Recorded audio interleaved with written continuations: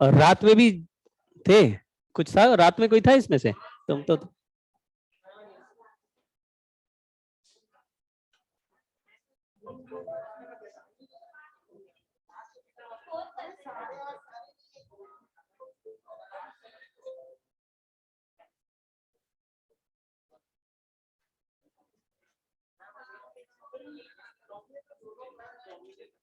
Potential चल रहा था शायद, है ना?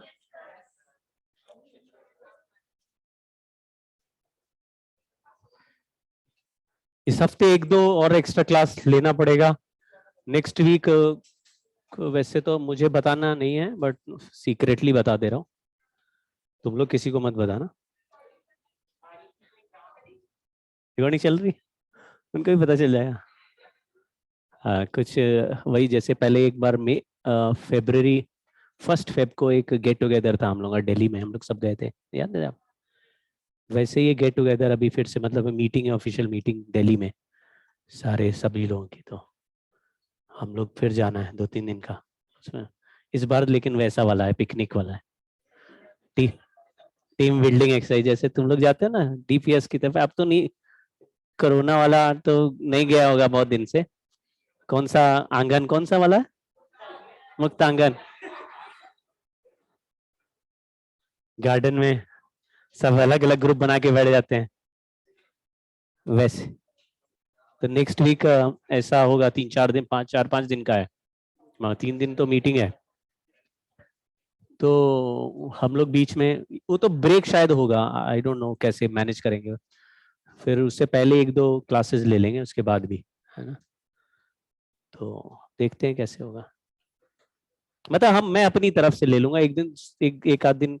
अभी छुट्टी चल रही है, आप लोग ऑनलाइन जो है, आप लोगों का स्कूल ऑफ है क्या, बंद है? No sir. सर चल रहा है। सर चल रहा है स्कूल। चल रहा है स्कूल? कैसे, मतलब बम है कि नहीं तुम्हारे? कोई बॉम्ब रखते हो कि नहीं? उड़ा दो बिल्डिंग में। सर उड़ाएंगे अब। स्कूल में छुट्टी नहीं है तो कितने बजे से कितने बजे तक स्कूल होता है? सर 8 से 2। सर 6:30 8 से चले 2? जाते हैं। ये कौन सा स्कूल है? अबे तो सर गर्मी 6:30 वाला से नहीं 12 होता होता तुम्हारे है। यहाँ? गर्मी है, सर ज्यादा गर्मी है तो 11 बजे तक बंद कर दो। सर 1 बजे तक हमारा। सर 1 बजे तक? 6:30 से 12। और स्कूल जाते हो तुम लोग? नहीं यस सर। सर। नहीं नहीं, इन लोगों का नहीं होगा ऑनलाइन, अलग अलग शहर के लोग भी है ना।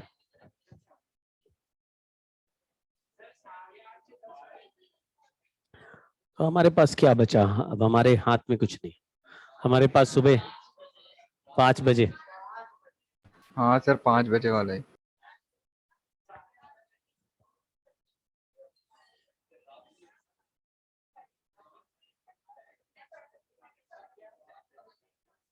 एक दिन रात में लगा देते क्लास। हाँ, तो 8:30 तक मैथ्स की होती है।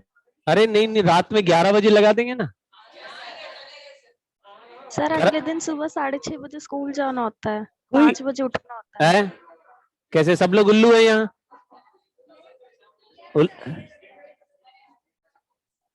सारे लोग रात में जगते क्या देर तक? और एक दिन देर तक नो जगी जाओगे तो सर। क्या? अरे जो लोग बोल रहे हैं ना रात में नहीं जग पाते हैं, अभी कॉलेज जाओ, पता चलेगा तुमको। रात में जगना ऑप्शन ही नहीं है, जगना ही है भैया। कैसे, वो ऑप्शन ही नहीं है। रात में 10 बजे के बाद तो स्टार्ट होती है लाइफ हॉस्टल में, क्या कोई ऑप्शन ही नहीं है। उस समय ही तो लोग जागते हैं, बोलते हैं चलो टीटी खेलने। हाँ चलो टीटी खेलने। हॉस्टल में कितना मजा है, टीटी टेबल लगी हुई है, वॉलीबॉल, हम लोगों के हॉस्टल में वॉलीबॉल था, बास्केटबॉल भी हॉस्टल में ही था। रात भर खेलो ना यार, और कोई ना कोई मिल ही जाता है। मतलब अगर दो दो लोग ही बचे तो टीटी खेल लेते हैं, 7-8 लोग हो गए, वॉलीबॉल ले आओ, बास्केटबॉल खेलो, कितना मजा है। और 4 लोग हो गए तो पत्ते खेल लो। और जबरदस्त गेम होता है, 29 खेलते थे हम, टक टक टक टक। हमारा एक साथी था जो हमारा टॉपर भी था ब्रांच का, वो इतना अच्छा ताश खेलने लगा, खेलते खेलते अब वो प्रोफेशनल पोकर प्लेयर है, उसने नौकरी छोड़ दिया और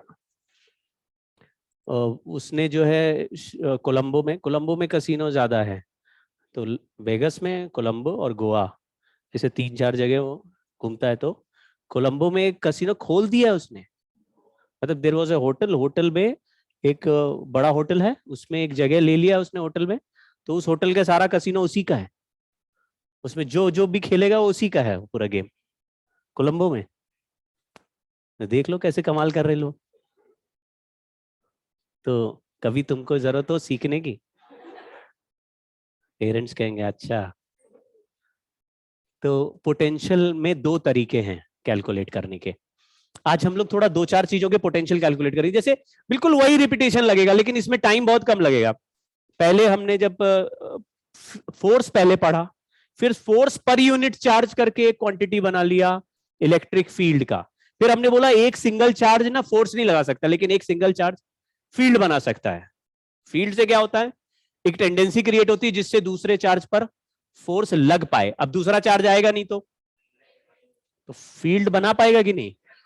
ऐसे ही कोई भी चार्ज दूसरे चार्ज के साथ पोटेंशियल एनर्जी बना रहा है, दूसरा आया नहीं तो कोई एक टेंडेंसी तो बना रहा है ना कि भाई अपने चारों तरफ कोई एक ऐसी प्रॉपर्टी है जिसमें घुसोगे तो पोटेंशियल एनर्जी बनेगी। तो पर यूनिट चार्ज पे जो पोटेंशियल एनर्जी उसको हमने पोटेंशियल बोल दिया, वो सिंगल चार्ज की प्रॉपर्टी हो गई।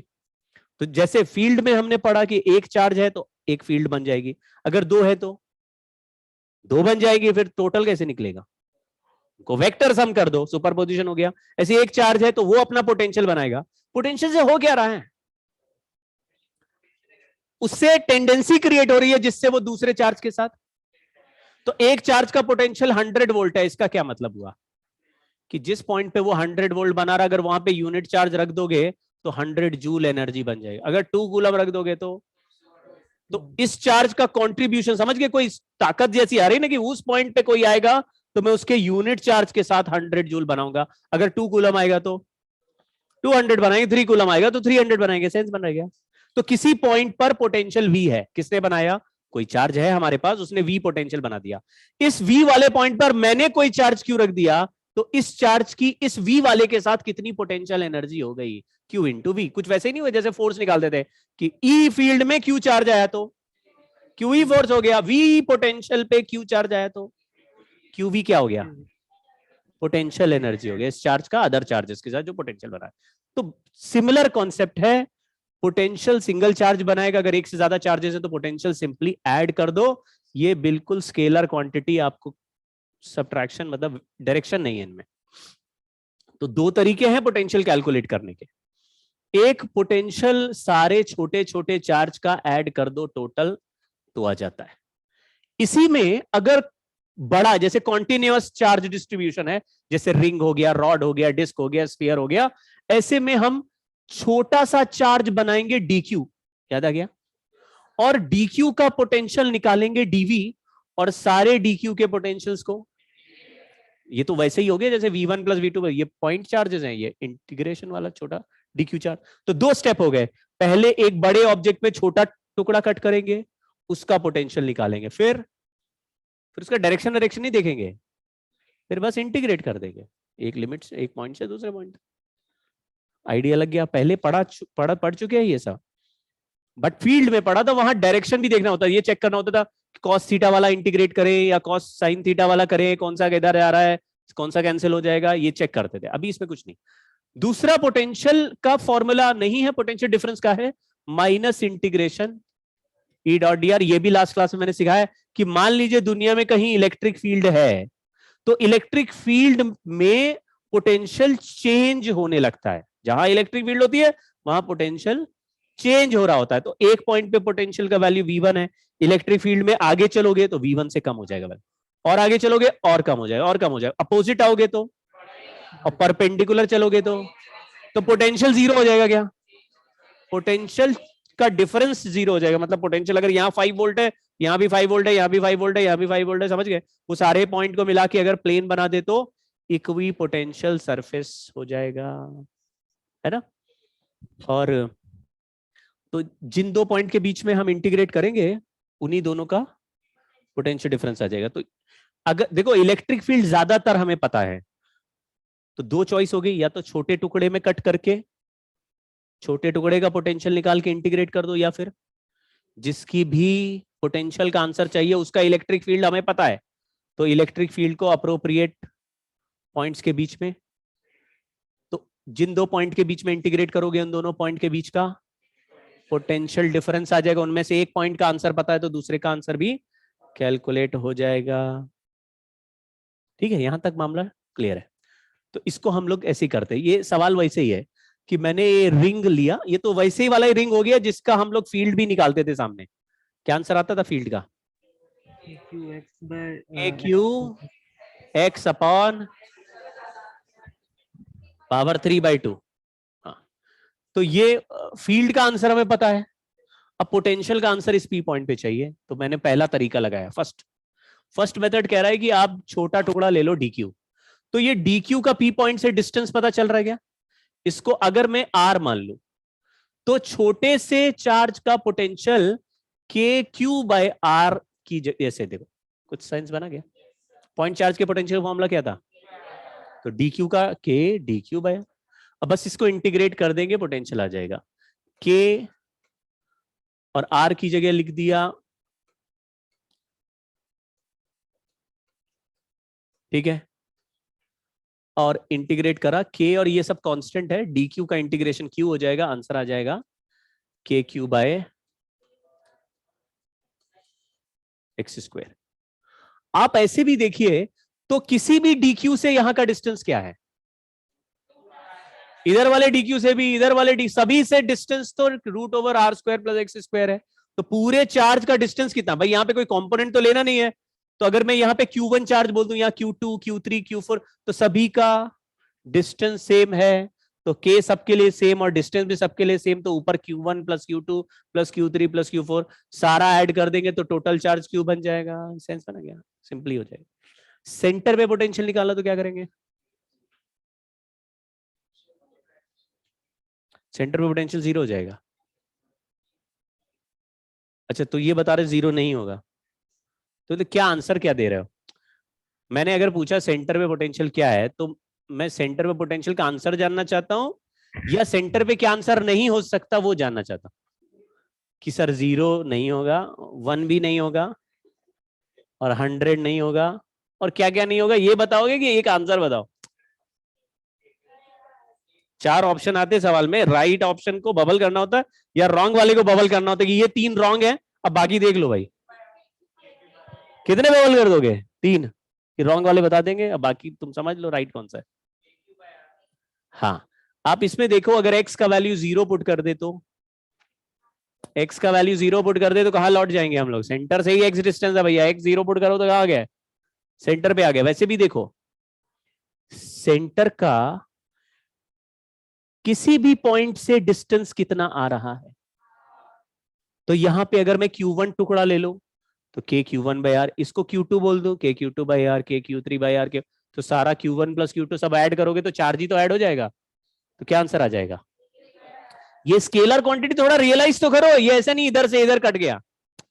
सब लोग अपना अपना वैल्यू रख रहे हैं, लेकिन सबका फॉर्मूला एक जैसा ही आ रहा है, तो सारा चार्ज बस ऐड हो जाएगा। KQ/R, what is total distance between the charge and the centre?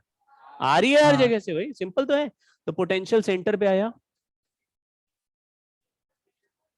अगर मैं इसका ग्राफ बनाऊं पोटेंशियल वर्सेस x का, तो KQ/R सेंटर पे और बाहर वैल्यू डिक्रीज। देखो x डिनोमिनेटर में है, तो जैसे जैसे x का वैल्यू बढ़ाएंगे, ऊपर तो सेम रहेगा, नीचे का नंबर बढ़ता जाएगा, तो वैल्यू तो इसमें मैक्सिमा नहीं आ रहा। आपने R/√2 पे कोई मैक्सिमा नहीं आ रहा, समझ गए क्या? इसमें पहले सेंटर पे सबसे ज्यादा है, जैसे जैसे दूर जाएंगे कम होता जाएगा। सिंपल है ये, सेंटर पे ये वाला वैल्यू है। रिंग वाला रिजल्ट इंपॉर्टेंट होता है। क्या क्यों होता है इंपॉर्टेंट?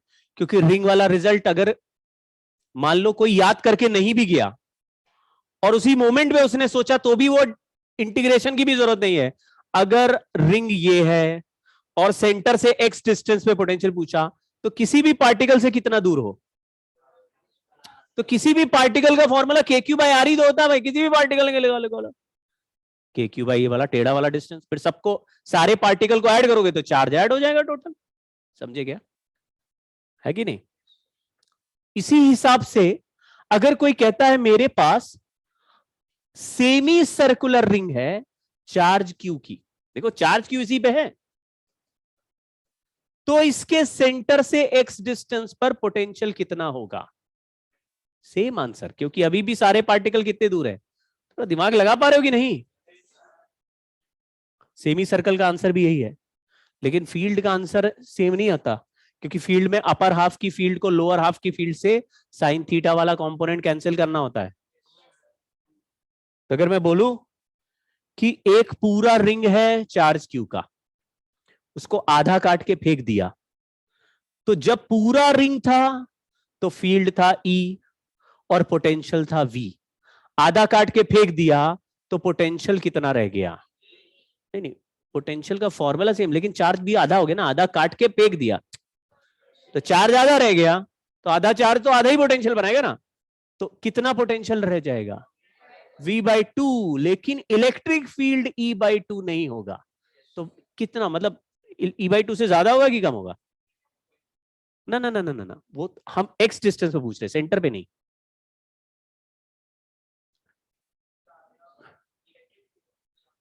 क्यों?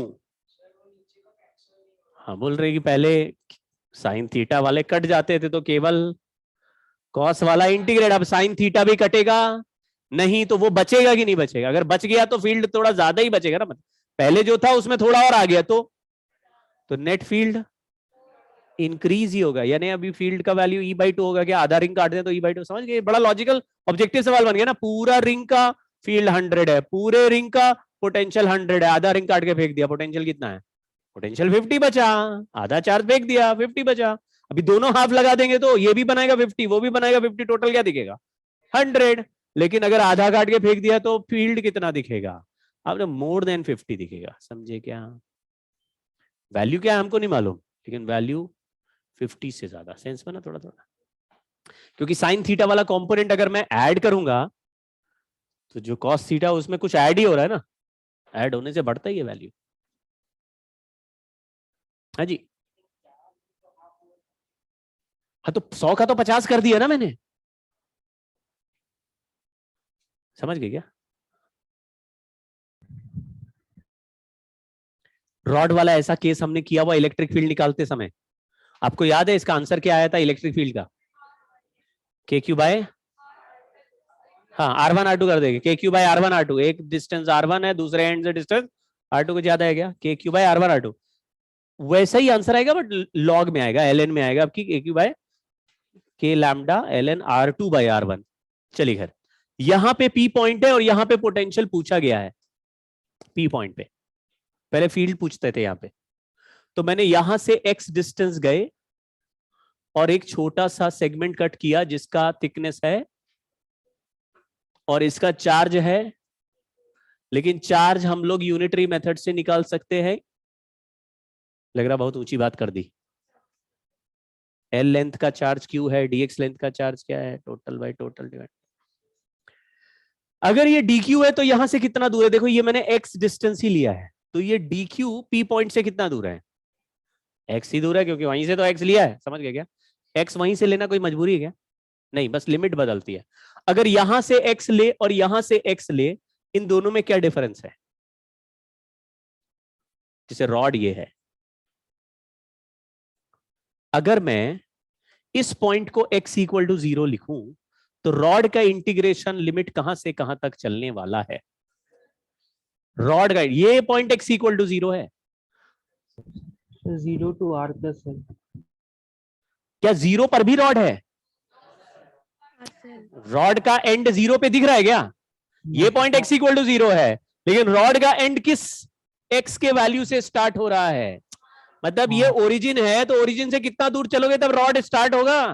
तो R तो पहले ही चलना पड़ेगा, बाद में एंड, दूसरा एंड तक जाने के लिए कितना? तो R से L प्लस R जाना पड़ेगा कि नहीं? समझ गए क्या? और अगर यहां x इक्वल टू 0 लिख दे तो इसमें इंटीग्रेशन लिमिट क्या चल रहा है? 0 टू l, क्योंकि जहां तुम हो खुद ही एंड है तो 0 हो गया और वहां पे दूसरा एंड l पे। कुछ सेंस बनता है इस बात का? ऐसे इंटीग्रेशन लिमिट होता है, कोई ज्यादा खास बात नहीं है। तो हमने जहां से x मेजर करना स्टार्ट किया वही पॉइंट x इक्वल टू 0 है, उसके हिसाब से चलो। तो k dq बाय r की जगह x लिख दिया, देखो ऐसे तो है। ये छोटा dq है, उससे x डिस्टेंस पे पॉइंट p है। तो बोलो एक पॉइंट चार्ज से x डिस्टेंस पे पोटेंशियल कैसे निकालेंगे? Formula kq by r, q की जगह क्या लिखेंगे और r की जगह x डिस्टेंस x। इंटीग्रेशन में x का वैल्यू पूरा रॉड मेजर करने, मतलब पूरे रॉड में dq dq dq dq measure कर लेने के लिए, सारे dq नापने के लिए कहां से कहां तक चलेगा? ये सब कांस्टेंट हो गया। dx बाई एक्स का आंसर ln x होता है k q by l ln r2 by r1। q by l को लैम्डा लिख सकते हैं क्या? पोटेंशियल रॉड का एक रिजल्ट है, लिखवा दिया है ना। डेरिवेशन कोई नहीं पूछता, रिजल्ट थोड़ा देख लेना। फाइनाइट रॉड है, ठीक। अब हमारे दो इंपॉर्टेंट रिजल्ट कौन कौन से? एक कंडक्टिंग स्फीयर और एक बेसन का लड्डू। चार्ज अंदर भरा रहेगा, इसमें कहां रहेगा चार्ज? तो चार्ज को मैं क्यू लिख देता हूं और सिग्मा भी लिख देता हूं। आपको याद आया क्या? याद आ गया? सरफेस डेंसिटी है, चार्ज सरफेस पे, कंडक्टिंग स्फीयर है। अंदर इलेक्ट्रिक फील्ड क्या होती है? अंदर 0 होती है। यहाँ सेंटर है, ये रेडियस r है। बाहर का पॉइंट पे पोटेंशियल अगर पूछे आउटसाइड पॉइंट, तो पोटेंशियल का आंसर मैंने लिखा के क्यू बाय आर। ये कोई समझा क्या कैसे लिखा होगा? क्यों ऐसा क्यों? हाँ, हमने पॉइंट चार्ज का रिजल्ट चिपका दिया। क्यों? क्योंकि स्फीयर से बाहर चले जाओ तो वो किसकी तरह ही बिहेव, किसकी तरह फील्ड बना रहा था। तो हम बाहर टहल रहे तो मुझे स्फीयर दिख ही नहीं रहा, क्या दिख रहा है? और पॉइंट चार्ज के पोटेंशियल का फॉर्मूला हमारे पास ऑलरेडी कितना है? K Q by are. इस फॉर्मूले में इन्फिनिटी पे पोटेंशियल कितना है? 0, ठीक है ना। इन्फिनिटी पे 0 है। और ये वाला फॉर्मूला कहां काम कर रहा है? जब small are greater than capital r. आप पहचान पा रहे हैं क्या? तो 5 मीटर का स्फीयर है, बोला सेंटर से 6 मीटर पे पोटेंशियल बताओ, क्या लिखोगे? के क्यू बाय 6। 7 मीटर में बताओ के क्यू बाय 7। 8 मीटर बताओ के क्यू बाय 8। 9 मीटर बताओ के क्यू बाय 9। समझ गए क्या? इतना सिंपल तो है। पॉइंट चार्ज के लिए क्या करते हैं? पॉइंट चार्ज से 6 मीटर फील्ड बताओ, के क्यू बाय 6। 7 बताओ के क्यू बाय 7। के क्यू बाय आर, यही तो चल रहा है, पॉइंट चार्ज की तरह है। लेकिन इसको अगर कहे कोई डेराइव करो तो पॉइंट चार्ज का इलेक्ट्रिक फील्ड पता है? देखो डेरिवेशन देखना। पोटेंशियल डिफरेंस का फॉर्मूला था minus integration E dot D R. E का फॉर्मूला क्या है? K Q by are square और डी आर। हम जा रहे हैं आर से इंफिनिटी। समझ लो ये पॉइंट का डिस्टेंस आर है, तो ये हम बाहर है कि अंदर है? तो आर से बाहर जा रहे हैं इंफिनिटी तक। समझ गए ना? पूरा रास्ता बाहर ही है कि अंदर भी जा रहा है? बाहर ही बाहर टहलते हुए निकल गए। तो पोटेंशियल का जो डिफरेंस आएगा किन दो पॉइंट का आएगा? तो हम लिखेंगे v infinity minus v r. समझे क्या? अब इंफिनिटी वाले पॉइंट का पोटेंशियल क्या है? तो अगर ये 0 हो गया तो v का वैल्यू आ जाएगा कि नहीं? समझ गए क्या? दो पॉइंट पे इंटीग्रेट करो, एक का पता हो तो दूसरे का आ गया। इसलिए दूसरा पॉइंट हमेशा क्या रखते हैं? मतलब out of 2 one point has to be infinity, क्योंकि वहां का पोटेंशियल हमने ऑलरेडी 0 मान रखा है। ठीक है ना? तो K Q by are square, ये जो 1 by are square d r का इंटीग्रेशन होता है माइनस 1 बाय आर होता है। माइनस 1 बाय आर का माइनस काट दिया तो ये आ गया के क्यू बाय आर। और कहां से कहां तक? इंफिनिटी रखेंगे तो 0 हो जाएगा, क्योंकि 1 बाय इंफिनिटी 0 होता है। और ये आर रखेंगे तो ये आ जाएगा। लेकिन upper limit minus, lower limit करेंगे तो इधर भी माइनस आएगा, और इधर माइनस ऑलरेडी है। आंसर क्या आया?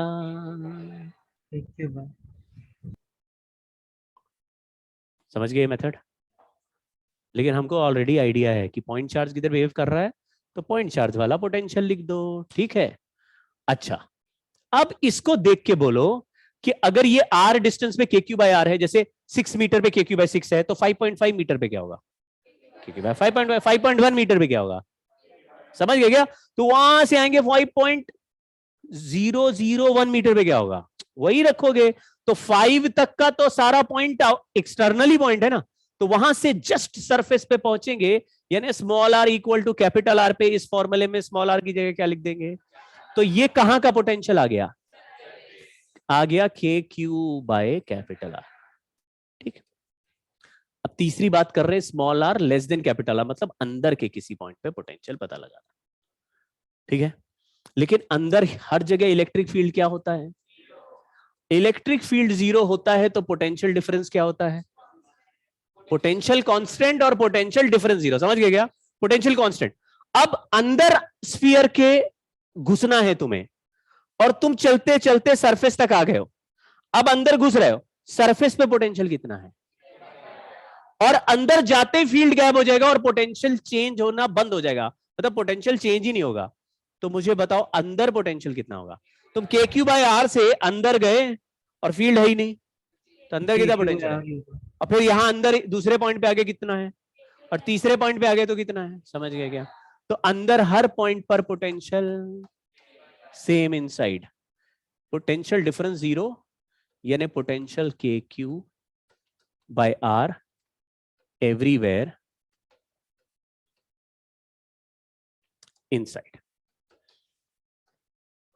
ठीक है, याद रखना भी आसान है, लेकिन कंफ्यूज बिल्कुल नहीं होना। के क्यू बाय कैपिटल आर लिखा, रेडियस से डिवाइड किया है। ठीक है, अच्छा इसको एक और तरीके से देखो, सेंटर वाला पॉइंट देखना, चार्ज इस स्फीयर में कहां है, केवल सरफेस पे है, तो सरफेस के किसी भी पॉइंट से सेंटर कितना दूर है, तो यहां पे अगर छोटा सा डीक्यू ले लूं, तो उस डीक्यू की वजह से सेंटर पे कितना बनेगा, के डी क्यू बाय आर। दूसरा डीक्यू ले लूं तो वो कितना बनाएगा, के डी क्यू बाय आर। तीसरा ले लूं तो क्या बनाए, तो के डी क्यू बाय आर में के और आर तो कांस्टेंट हो गया, तो बाहर निकालो, डीक्यू डीक्यू डीक्यू ऐड कर दो, सबका पोटेंशियल तो ऐड करना मुझे, तो सारा डीक्यू मिलके क्या बन जाएगा, क्यू, तो आंसर के क्यू बाय आर आ जाएगा। समझ गए क्या? अब सेंटर का potential k Q by are है, और अंदर कहीं चेंज ही नहीं हो रहा, क्योंकि अंदर फील्ड 0 है, तो सेंटर में के क्यू बाय आर है, तो साइड में कहीं भी जाओगे फील्ड ही नहीं है, तो जहां फील्ड नहीं होती वहां पोटेंशियल बदलता ही नहीं। फील्ड में आगे जाते हैं तो डिक्रीज, अपोजिट गए तो इंक्रीज, परपेंडिकुलर गए तो कांस्टेंट, फील्ड भी नहीं है तो भी कांस्टेंट। ठीक है, कई लोगों के मन में इन दोनों फॉर्मूले को लेके काफी घबराहट होती है, क्योंकि यहां स्मॉल आर लिखा है, वहां कैपिटल आर लिखा है, एक छोटी सी मिस्टेक हुई तो आंसर गलत ही आएगा। ठीक है, और एग्जाम में ये घबराहट होना कोई मतलब नॉर्मल बात है, ये हो जाती है कई बार। तो इसको डिफीट करने के लिए आप एक चीज याद रखिए कि 2 रेडियस पे आपके दिमाग में लड़ाई होगी, एक कैपिटल आर और एक स्मॉल आर, उसमें जो बड़ा नंबर है वही लिख दो नीचे, बड़ा नंबर दिए वही लिख दो। तो 5 मीटर का स्फीयर है, 7 मीटर पे पोटेंशियल पूछ रहा है, के क्यू बाय 7, 8 पे पूछा तो, और 3 मीटर पे पूछा तो तुम अंदर आ गए ना। स्फीयर 5 मीटर का और तुम्हें 3 मीटर फ्रॉम सेंटर पोटेंशियल पूछा तो के क्यू बाय 5, 4 मीटर पे पूछा तो के क्यू बाय 5, 2 मीटर पे पूछा तो, कुछ समझे क्या? अंदर में के क्यू बाय 5 ही चलता रहेगा, और बाहर में जो डिस्टेंस हुए, तो जो 2 नंबर में आपके दिमाग में कंफ्यूजन आएगा उनमें से बड़ा नंबर नीचे बिठा दो, हमेशा आंसर सही आएगा। ठीक है, दूसरी बात, कहीं पर भी अगर एक चार्ज Q1 होता है तो वो पोटेंशियल बनाता है V1, वहां पे एक चार्ज Q2 मैंने रख दिया, तो Q2 क्या कीर्तन करेगा, बैठा रहेगा, सो जाएगा, उसका मन नहीं पोटेंशियल बनाने का, बनाना ही पड़ेगा, चार्ज है तो बनाना ही पड़ेगा। तो चार्ज ने पोटेंशियल बनाया V2, यहां कितना हो गया, V1 प्लस V2, समझ गए ना? दोनों लोग पत्ते खेल रहे हैं, उसने बोला मेरी 10 की चाल, उसने बोला मेरी 20 की चाल, कितना हो गया, 30 हो गया, कटता नहीं है, वो सीधा ऐड हो जाएगा, नंबर है। ऐसे ही जितने भी कंडक्टर आपको दिखे किसी भी पॉइंट पर, या जितने भी चार्जेस दिखे, और आपको किसी पॉइंट पर पोटेंशियल पता लगाना है, तो क्या करोगे, एक चार्ज अपना बनाएगा और दूसरा चार्ज अपना, तीसरा अपना, चौथा अपना, सबके पोटेंशियल लेके, कोई भेदभाव नहीं करोगे कि यहां पे तो इसका वाला बना लेते हैं, इसका नहीं।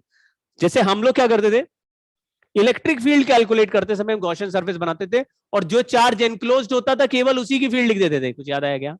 पोटेंशियल में ऐसी गलती समझ गए? जो चार्ज एनक्लोज्ड है, नहीं एनक्लोज्ड है, बाहर है, अंदर है, अगर हैं तो सब लोग बनाएंगे पोटेंशियल। यहाँ कोई वेक्टर क्वांटिटी नहीं कि इसका यहाँ कैंसिल हो जाएगा उसका, समझ गए ना? फील्ड अंदर जीरो होता, पोटेंशियल अंदर जीरो हो रहा है क्या? तो हर चार्ज बना रहा है पोटेंशियल अंदर भाई, फील्ड जीरो है। ठीक है, इसका ग्राफ देख लेते हैं। क्या ये ग्राफ समझ में आया? क्या खास बात है इसमें? अंदर वाली जगह पे पोटेंशियल एकदम कांस्टेंट लग रहा है, ये दिख रहा है। इस पॉइंट को हम कंटिन्यूअस बोल देंगे और नॉन डिफरेंशिएबल बोल देंगे। नॉन डिफरेंशिएबल मतलब ऐसा कोना आ गया, इसको छुएंगे तो आपको दर्द होगा, वैसा है ये 1/r का फंक्शन है, तो पॉइंट चार्ज जैसा है, इसमें तो कुछ है नहीं। अब सोचिए, ये ग्राफ 4 दे देते हैं, अलग अलग 4 ग्राफ दे देंगे और पूछेगा कंडक्टर के पोटेंशियल का ग्राफ कौन सा है। सोचो, ऐसा सवाल आया है ना, मन रोने लगता है मेरा ऐसे सवाल देख के, क्योंकि इतना सब पढ़ के गए, देखो क्या पूछ रहा है। लेकिन कभी कभी ऐसे सवाल भी आते हैं जो एकदम धुआं उड़ा देंगे। बोले यहाँ का पोटेंशियल V1 है, वहां का V2 है, यहाँ का V3 है, V1 upon V2 minus V2 upon V3 का बताओ वैल्यू क्या होगा। अब आप लगाओ दिमाग, सॉल्व करो सबके, तुम्हें सारे फॉर्मूले पता होंगे तभी तुम अंदर का खेल करना आता है, बाहर का आता है, फिर तुम वैल्यू भी कैलकुलेट करते हो सही से। ऐसे वाले क्वेश्चंस भी आते हैं, लेकिन है सब फॉर्मूला बेस्ड, कोई बहुत कलाकारी नहीं हो रही। चलिए, 2 शेल हैं कंडक्टर। इस तरह का एक बार सिचुएशन हमने करा था, हमने बोला था सिग्मा सेम है तो ऐसा कुछ याद है? मैं आपको पुराना पूछता हूं, आप लोग रिवाइज करके आते हैं तो पता चलेगा। 1 2 3 4 हर शेल में 2 सरफेस होते हैं, एक इनर एक आउटर, इनर आउटर, ठीक। पहले वाले शेल को चार्ज Q1 दिया है, दूसरे को Q2। आपको हर सरफेस पे कितना कितना चार्ज होगा ये बताना है, क्योंकि चार्ज इंडक्शन से बदलता है। बोलो 1 पे कितना चार्ज है? 1 पे 1 पे कोई चार्ज नहीं है। क्यों? 1 के अंदर भी कोई चार्ज रखा है क्या? तो किसी भी हॉलो कंडक्टर के इनर सरफेस पे कब आता है चार्ज? जब उसके कैविटी में कोई चार्ज हो, समझे क्या? अगर यहां सेंटर पे कोई चार्ज रख दे तो, या अंदर कोई रख दे Q तो फिर माइनस Q लिखना पड़ेगा, समझ गए? तो पहला पोपट हो चुका है तुम लोगों का। ये चार्ज 0 है, 0 लिख देते हैं। तो 2 पे कितना है? अब 1 और 2 मिला के Q1 रहना है, क्योंकि हमने Q1 दिया और 1 सरफेस पे 0 है, तो 2 पे कितना है? हाँ, इतनी तो बेइज्जती नहीं करो, चार्ज रोने लगेगा भाई। 2 सरफेस मिला के Q1 होना है और 1 पे 0 है।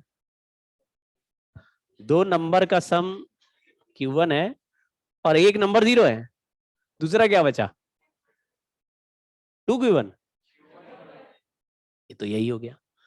अब 3 पे बोलो, माइनस Q1। 4 पे बोलो Q1 प्लस Q2। आप ऐड भी करके देखेंगे भी 3 और 4 को, तो एक कंडक्टर है, 3 और 4 एक ही है, कंडक्टर एक ही है, 2 सरफेस है बस उसके। 3 और 4 मिला के हमने दिया Q2, लेकिन अंदर माइनस Q1 है तो बाहर प्लस Q1, दोनों मिला के कितना आएगा? ये माइनस Q1 और यहाँ Q1 प्लस Q2 ऐड करके देखो कितना बनेगा। तो जो चार्ज दिया वही होता है टोटल। तो पैरेलल प्लेट वाले में भी यही कर रहे थे हम लोग, इधर एक थोड़ा चार्ज लगा, रिमेनिंग इधर चला गया, दोनों ऐड करके देखो वही चार्ज दिखेगा जो हमने दिया है।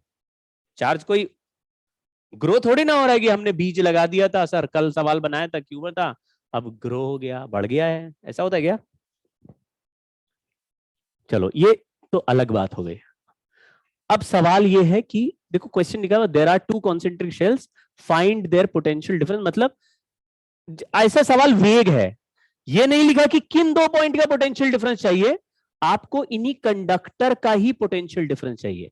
अब कंडक्टर के मेटल का हर पॉइंट सेम पोटेंशियल पे ही होता है, तो जैसे हमने ये छोटे वाले स्फीयर के सरफेस पे कोई पॉइंट ए मान लिया और बड़े वाले स्फीयर के सरफेस पे कोई पॉइंट बी मान लिया, और हमें पता लगाना है पोटेंशियल डिफरेंस। तो ए पॉइंट पर पोटेंशियल कौन बनाएगा, Q1 या Q2? समझ गए ना? ऐसे नहीं सर, हाँ ए पर गॉसियन सरफेस बनाएंगे तो Q1 चार्ज एनक्लोज हो गया KQ/R²। अगर मैं पूछूं Q1 पर इलेक्ट्रिक फील्ड तो आप लिखेंगे KQ1/R1²। थोड़ा दिमाग लगा पा रहे हो कि नहीं? KQ, अगर मैं ए पर पूछूं इलेक्ट्रिक फील्ड कितना जस्ट सरफेस पे, तो आप सरफेस पे गॉसियन सरफेस बनाएं, Q1 एनक्लोज हो जाएगा KQ1/R1²। क्यों भाई, समझ गए क्या? अगर इसके बीच में कहीं पे पूछूं यहां इलेक्ट्रिक फील्ड कौन बना रहा है, मतलब तब भी आप गॉसियन सरफेस बनाएं, Q1 एनक्लोज है KQ1/R²। बी पे फील्ड पूछेंगे तो KQ1 + Q2/R2², वो रेडियस R2 हो गया। ये तो होता फील्ड निकालने का तरीका। ये गॉसियन सरफेस की कहानी किसमें काम करती है? इलेक्ट्रिक फील्ड में काम करती है। गॉस लॉ पोटेंशियल के लिए नहीं पढ़ा हमने, पोटेंशियल अलग से कैलकुलेट हो रहा है, वो स्केलर क्वांटिटी, वो बहुत प्यारी क्वांटिटी है, उसमें कोई फंडा ही नहीं है। 2 लोग हैं तो 2 पोटेंशियल बना के ऐड कर दो, 3 होते तो अब सब अपना अपना अलग है, वैल्यू है, कोई वेक्टर है नहीं कि भाई इसका इधर उसका उधर, ये सब नाटक भी नहीं है, सिंपल है। तो बताओ ए पर कितने पोटेंशियल्स बनेंगे? एक बनाएगा Q1 वाला स्फीयर और एक बनाएगा, बस कोई भेदभाव नहीं है, बहुत सिंपल है। ए पर बोलो भाई, Q1 वाले के सरफेस का ही पॉइंट है, सेंटर से कितना दूर है? अब याद रखिए आपको सारे डिस्टेंस हमेशा सेंटर से लेने। बताओ KQ1 ये किसने बनाया ये पोटेंशियल? ये Q1 वाले ने बनाया। आप बिल्कुल ऐसे देख पा रहे हो कि नहीं कि यहां पे 2 स्फीयर हैं, हमने यहां पूछा होता, यहां पूछा होता, यहां पूछा होता, यहां कहीं पर भी पूछा होता, तो हर पॉइंट पर कितने वैल्यूज ऐड करने होते? 2। अभी ए पर निकाल रहे हैं, प्लस KQ2 हमें तो Q2 वाले की वजह से पोटेंशियल निकालना, R2 - R1। पता नहीं मुझे क्या से बना रहे फॉर्मूले, कैसा मैजिकल हो तुम लोग कि कैसे बना। R2 लेंगे, R1 भी तो ले सकते हैं, नहीं तो R1 भी तो सेंट, ए का डिस्टेंस तो R1 ही है सेंटर, बी का डिस्टेंस क्यों लेंगे? Q2 वाला स्फीयर ए पॉइंट पर कितना पोटेंशियल बना रहा है ये सवाल है, और ए पॉइंट सेंटर से R1 डिस्टेंस पे है। अब आपकी दिमाग में ये लड़ाई चल रही है कि जो स्फीयर का पोटेंशियल पूछ रहे हैं उसका खुद का रेडियस तो R2 है, मतलब Q2 चार्ज जहां फैला वो रेडियस तो R2 है, और हमें सेंटर से कहां पर पोटेंशियल पूछा जा रहा है? R1, पॉइंट ए पे पूछा रहे हैं, R1 पे पोटेंशियल पूछा जा रहा है। 2 रेडियस पे लड़ाई चल रही है, R2 और R1, कंफ्यूजन है। तो फॉर्मूले में किससे डिवाइड कर दें? जो बड़ा दिखे उसी से डिवाइड करो, आंसर आ जाएगा। 2 लड़ाई होगी, R1 पे पोटेंशियल चाहिए और बना रहा है R2 वाला, तो R1 R2 में कौन सा बड़ा है? लगा दो R2, आंसर आ जाएगा। या फिर आप छोटे वाले स्फीयर को मत देखो थोड़ी देर के लिए, और केवल इसको देखो जो Q2 वाला है, और ए पॉइंट कहां है? सेंटर पे। ए पॉइंट कहां है? यहां से R1 डिस्टेंस पे, यहां। ये मत सोचो कि ए पर भी तो कोई स्फीयर है, उसकी चिंता नहीं करना, अलग अलग सोचना है। अब एक स्फीयर जिसका खुद का रेडियस R2 हो, उसके अंदर के किसी पॉइंट पर पोटेंशियल पूछेंगे तो KQ, अभी तो करा था हमने, KQ रेडियस था या KQ डिस्टेंस था? अंदर गए तो KQ रेडियस, बाहर गए तो KQ डिस्टेंस। तो इसका खुद का रेडियस R2 है, तो अंदर के पॉइंट पे कितना बनाएगा? KQ/R2। अभी तो करा था, KQ/R2 लिख दिया। अब बी पे पोटेंशियल लिख रहे हैं, Q1 वाला बी पॉइंट पर पोटेंशियल कितना बनाएगा? अब आप बड़ा वाला स्फीयर मत सोचिए, केवल सोचिए ये Q1 का एक स्फीयर है और उसके सेंटर से R2 पे पोटेंशियल चाहिए, R2 डिस्टेंस पे। ये स्फीयर है और इसके सेंटर से इतने दूर पर पॉइंट बी है, वहां पोटेंशियल चाहिए। आप ये फोटो भी चिंता मत कीजिए, एक स्फीयर है उसके बाहर किसी पॉइंट पे पोटेंशियल चाहिए, तो बाहर के पॉइंट पे चाहिए होता है तो क्या करते हैं? जहां पे होते हैं उसी नंबर से डिवाइड कर देते हैं, तो K प्लस Q2 वाला खुद R2 का, और R2 का ही पोटेंशियल पूछा जा रहा है, तो यहां तो कोई लड़ाई नहीं हो रही। R2 का स्फीयर है और R2 पे ही पोटेंशियल पूछा, किससे डिवाइड करें? दो R2 है, R2 R1 से डिवाइड कर देते। KQ2 बाय, अगर 3 स्फीयर होते तो 3 नंबर ऐड कर रहे होते। कंफ्यूजन नहीं होना चाहिए, सवाल कुछ भी आ सकता है। अच्छा देखो एक चीज भूल गए, वो भी अभी बताता हूं मैं। सिग्मा लिखा था पिछला, अभी सिग्मा वाला तो आंसर लिखा ही नहीं हमने, तो KQ/R लिख के चल दिए। चलो ये अब डिफरेंस लेना है, potential difference VA minus VB। Answer आया KQ1/R1 माइनस KQ1/R2। आप देखेंगे कि इस पोटेंशियल डिफरेंस के आंसर में Q2 चार्ज इन्वॉल्व नहीं दिख रहा है। उसका लॉजिक बहुत सिंपल है, Q2 वाला जितना अपने ऊपर बनाता उतना ही अंदर बनाता, तो उसका कंट्रीब्यूशन दोनों जगह बराबर है, डिफरेंस लेने में उसका इफेक्ट गायब हो गया। देखो Q2 वाला चार्ज जो अपने सरफेस में बनाएगा KQ2/R2, अंदर कितना बनाएगा? क्योंकि अंदर जाते हैं तो पोटेंशियल चेंज ही नहीं होता। अगर किसी स्फीयर के अंदर चलेगा तो उसका पोटेंशियल फिर चेंज नहीं हो रहा, तो KQ2/R2 B पे बना रहा था, और ये जब अंदर गए हम तो Q2 वाला अंदर भी कितना बनाता रहेगा? Q2 वाले के अंदर चले गए तो वो तो KQ2/R2 ही बनाता रहेगा। तो जितना वैल्यू वो अपने सरफेस बनाता उतना ही अंदर बनाता, तो डिफरेंस लेते समय इसका इफेक्ट कैंसिल हो जाए, इफेक्ट कैंसिल हो जाएगा। डिफरेंस में हमेशा कौन सा वाला स्फीयर का ही चार्ज दिखेगा? छोटा वाला, छोटा रेडियस, ठीक है। यहां पे एक लॉजिक और बनता है जिसको हम लोग यूज करते हैं वेन डी ग्राफ जनरेटर बनाने में। वेन डी ग्राफ जनरेटर सुना है? अब एनसीईआरटी में नहीं है, पहले होता था। एक अजीब सी मशीन होती है जिसमें हाई पोटेंशियल यानी स्ट्रॉन्ग इलेक्ट्रिक फील्ड बनाने के काम आती है। जैसे बोलते ना, एक चार्ज को इलेक्ट्रिक फील्ड में एक्सेलरेट करा के भेज दिया।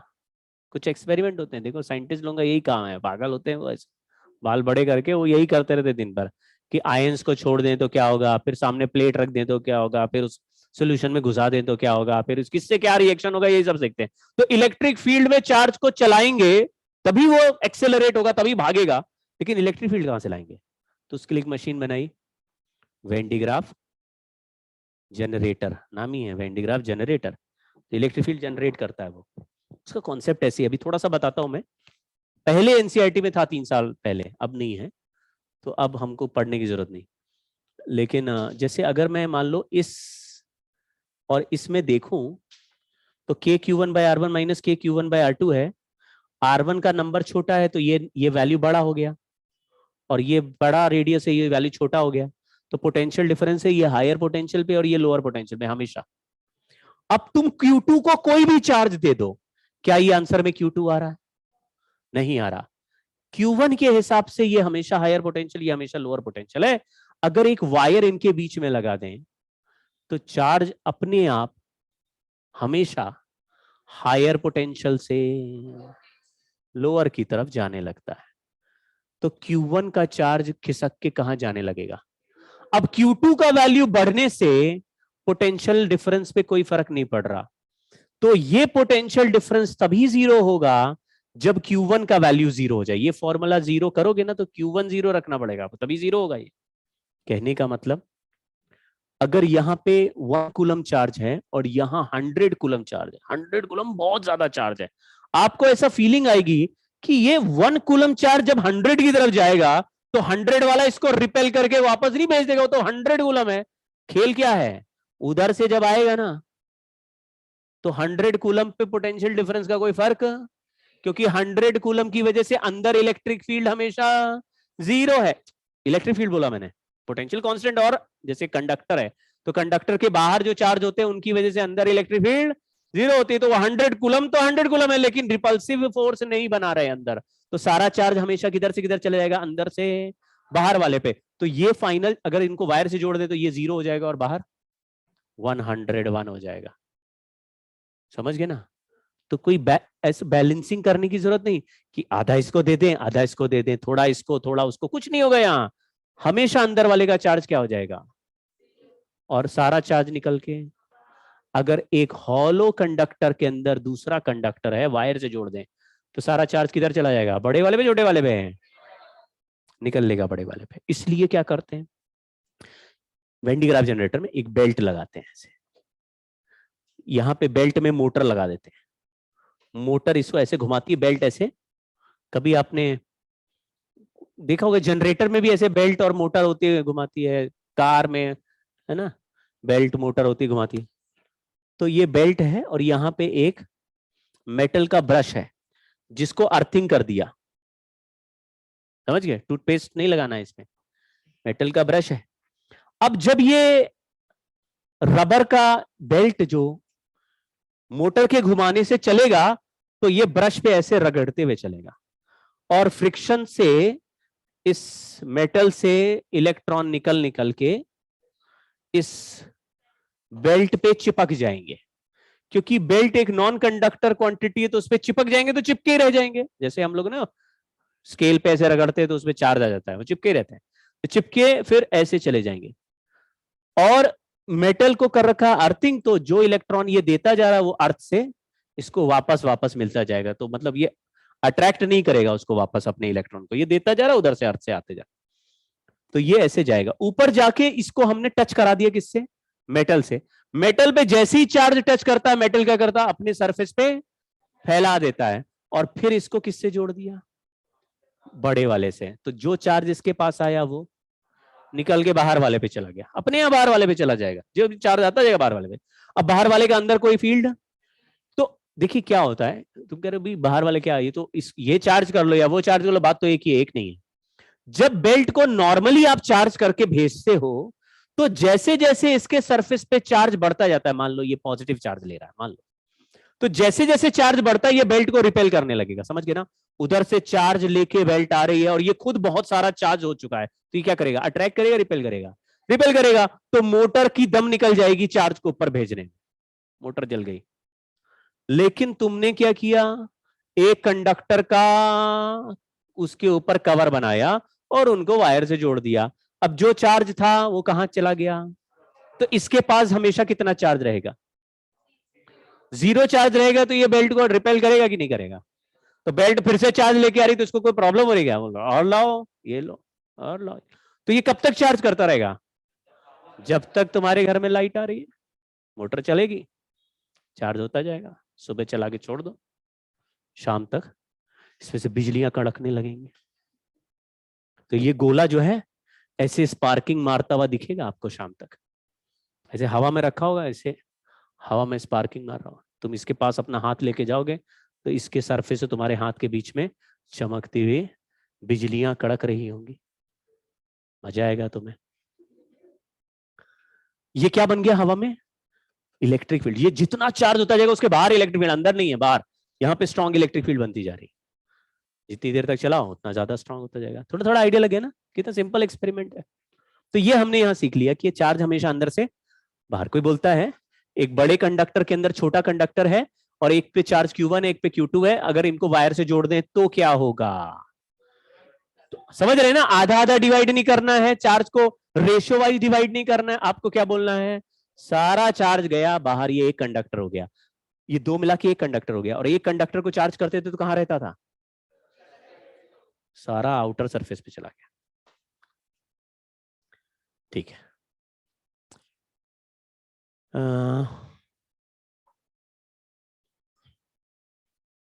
हाँ सिग्मा वाला रिजल्ट कर लेते हैं। यहां वाला आपने देखा कि चार्ज Q जो होता है वो सरफेस पे होता है, तो सिग्मा इंटू 4πr² भी लिख सकते हैं। तो small r less than capital R के लिए पोटेंशियल का formula KQ by capital R था, तो वो sigma R by epsilon naught हो जाएगा। और small r greater than capital R के लिए KQ बाय स्मॉल r था, तो sigma capital R² by epsilon not small r। Small r ऐसा मैच करता है, स्मॉल r हमेशा। ये K को क्या लिख देंगे? 1/4π एप्सिलॉन नॉट। और Q को क्या लिख देंगे? Sigma into 4πr²। 4π से 4π कट रहा है, दिख रहा है क्या आपको? नीचे एप्सिलॉन नॉट आया, ऊपर r² नीचे r आ गया, ऊपर r² नीचे r आ गया। ये दोनों सेम थे तो कैंसिल हो गया, नहीं सेम है तो नहीं कैंसिल। मुश्किल हो गया लग रहा है। तो ये दो रिजल्ट है, याद रखिए। फिर इसका अभी एक दो क्वेश्चंस करेंगे, आप लोग दंग रह जाएंगे सवाल एक दो अभी मैं दिखाऊंगा आपको। कुछ ऐसे सवाल भी आए हैं जो कि आप अगर घर से करके नहीं गए तो एग्जाम में नहीं होने। फॉर्मूला तो पता है, लेकिन इतने लंबे और कॉम्प्लेक्स सवाल हैं कि 3-3 4-4 स्फीयर दे देते हैं, उनमें से किसी को आपस में जोड़ देते हैं, बोलते हैं पोटेंशियल बताओ, तो मामला फंसता है, या चार्ज बताओ। अभी मैं एक दो प्रैक्टिस कराता हूँ और आपको लगेगा, स्पेशली नीट वालों को लगेगा सर ये तो बड़ा कॉम्प्लेक्स सवाल है, बाद में पोपट हो जाएगा जब पूरा प्रीवियस ईयर के पेपर देखोगे, बोलोगे अरे ये तो आया ही हुआ है। दिखाते हैं अभी एक सवाल पहले, इंपॉर्टेंट और आसान। एक छोटा स्फीयर, नहीं एक स्फीयर Q1 रेडियस R1, एक और स्फीयर Q2 रेडियस R2, और वायर से जोड़ दिया, स्विच लगा है और लार्ज सेपरेशन बना हुआ है। देखो लार्ज सेपरेशन कभी लिखा, इसका क्या मतलब है? वैसे तो किसी स्फीयर, यहां पे जैसे कितने चार्जेस हैं, अगर मैं किसी एक पॉइंट पर पूछूं पोटेंशियल कितना है, तो ये खुद अपना बनाएगा और वो भी यहां बनाएगा, समझ गए क्या? क्योंकि दो चार्जेस दोनों बनाएंगे, लेकिन लार्ज डिस्टेंस दे दिया तो इसका अपना तो बनेगा और दूसरे वाले का डिस्टेंस इनफाइनाइट हो गया तो कितना बनेगा?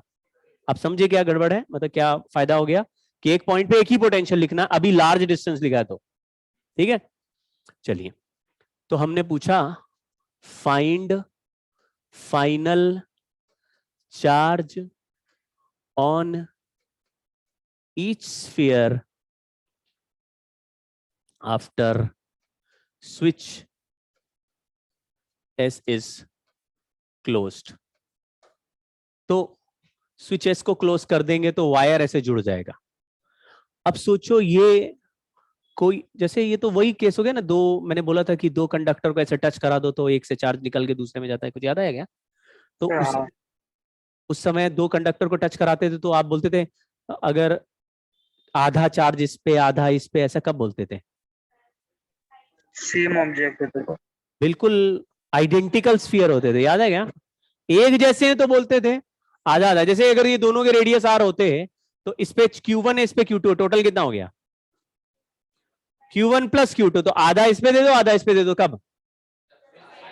जब रेडी, तब तो सॉल्व ही नहीं करना, दोनों एक जैसे तो चार्ज भी एक जैसे ही रहेंगे। लेकिन चार्ज एक से दूसरे पे जाएगा ही, क्यों क्यों जाता है? हाँ, क्योंकि चार्ज की नेचुरल टेंडेंसी किधर से किधर जाने की है। अगर एक के सरफेस का चार्ज हायर पोटेंशियल पे और दूसरे का चार्ज लोअर पोटेंशियल पे, तो लोअर वाले हायर वाले से लोअर की तरफ पॉजिटिव चार्ज जाएगा। तो जैसे इसका पोटेंशियल 10 वोल्ट है, इसका पोटेंशियल 2 वोल्ट है, कनेक्ट कर दिया तो क्या होगा? 10 से 2 की तरफ जाएगा तो 10 वाला 10 पे ही रहेगा क्या? अब इसका चार्ज निकलने लगा तो इसका पोटेंशियल, और 2 वाले पे चार्ज जा रहा उसका पोटेंशियल, तो कभी ना कभी पोटेंशियल सेम हो जाएगा, उसके बाद फिर चार्ज जाना बंद हो जाएगा। समझ गए क्या?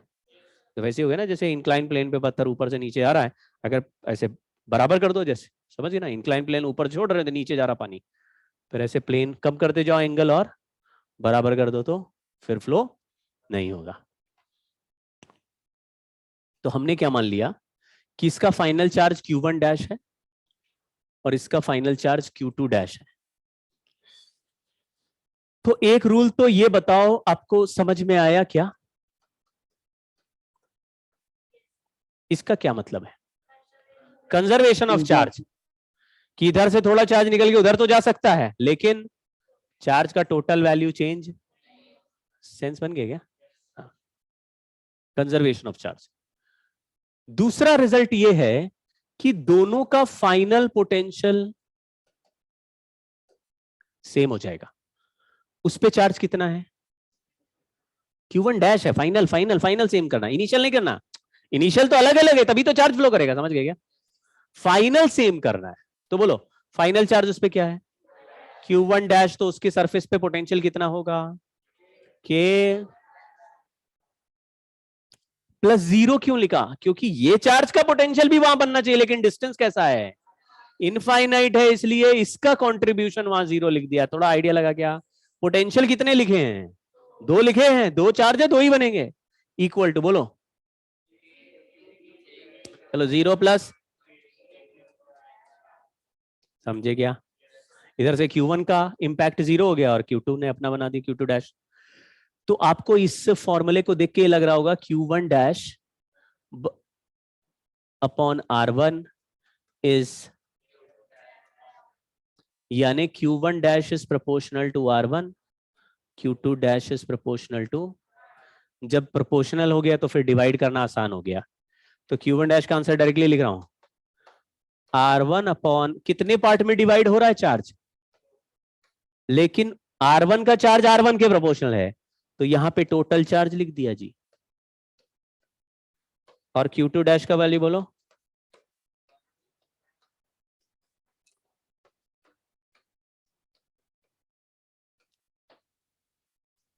इनिशियल चार्ज एक पे Q1 था, एक पे Q2 था, टोटल चार्ज कितना था सिस्टम पे, Q1 प्लस Q2।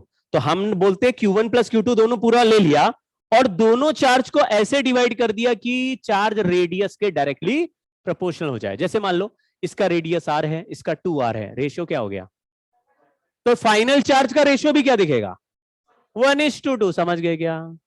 तो चार्ज अगर हमारे पास Q है तो Q चार्ज को दो टुकड़े कर दो 1:2 के रेशियो में, यानी 1/3 एंड, आप लोग रेशियो बनाना आता है, R1 का charge R1 upon total, R2 का चार्ज R2 अपॉन टोटल। देखो जरा मैं आपको एक सवाल पूछता हूं, एक स्फीयर है चार्ज Q रेडियस R, दूसरा स्फीयर है चार्ज 4Q रेडियस 2R, ठीक, जोड़ दिया, फाइनल चार्ज बताओ Q1 dash Q2 dash. Formula मत लगाओ, ऐसे ही देख के बोलो।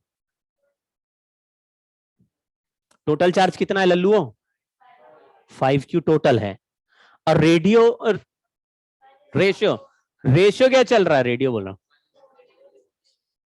1:2। तो किसी नंबर को 1:2 में ब्रेक कर सकते हो, कैसे,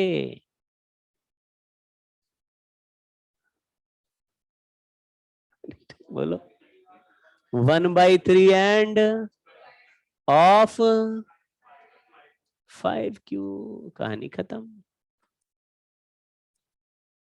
पार्शियल फ्रैक्शन, यही तरीका होता है, बचपन में सिखाया जाता है, नहीं सीखा लग रहा है, 7th में, किसमें 8th में सिखाते हैं, ये 9th में सिखाते हैं, किस क्लास में सिखाते हैं, बहुत छोटे बच्चों को सिखाते हैं, है ना, हाँ, एक नंबर 6th में सिखाते हैं, 5th या, हाँ बस 6th 5th में सिखाते हैं। 40 है 4/5 ऑफ 40, ऐसे नहीं, 4/5, तो 5 पार्ट में बच्चे डिवाइड करते हैं, फिर 4 इधर रख देते। छोटे में तो ऐसे भी सिखाते हैं कि कितने वाटरमेलन है उसको 3/4 पीस उसको दे दो, करेक्ट, हाँ पिज्जा तो वो उतना बनाएगा, फिर 3 उसको, लग रहा है वो सब पढ़े नहीं, तो डोनेशन वाले स्कूल में पढ़े वाला है। चलो भाई, सेकेंड एग्जाम्पल क्या है ये,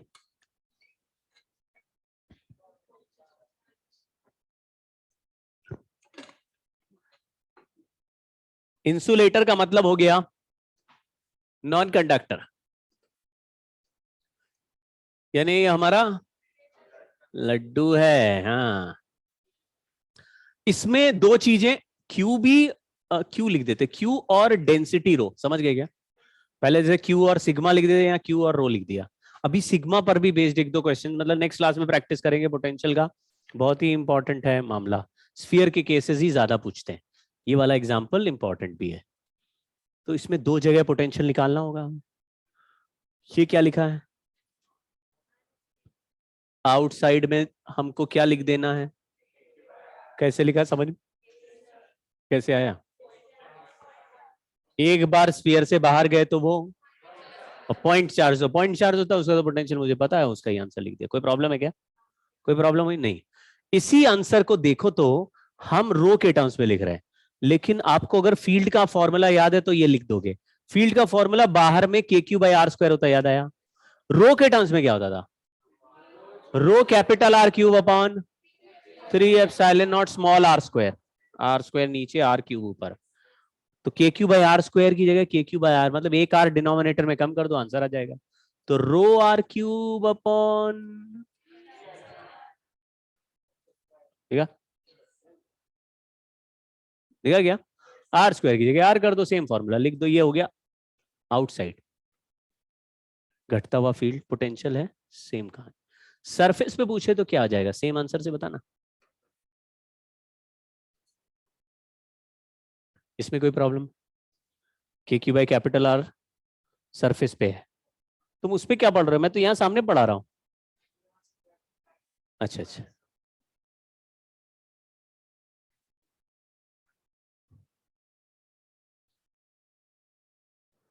अब बाहर का पोटेंशियल निकाल लेते हैं, अंदर में तो ज्यादा मेहनत थी।